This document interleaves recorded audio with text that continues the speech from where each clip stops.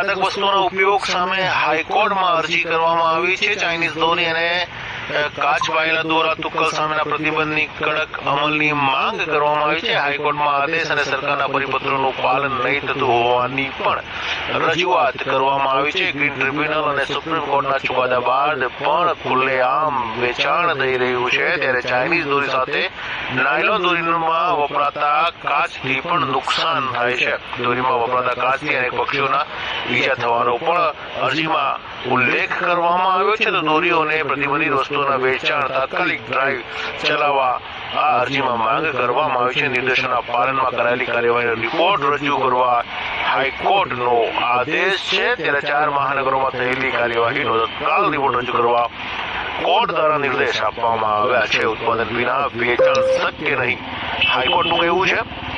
ત્યારે ઉત્તરાયણના ઘાતક વસ્તુના ઉપયોગ સામે હાઈકોર્ટમાં અરજી દાખલ થઈ છે।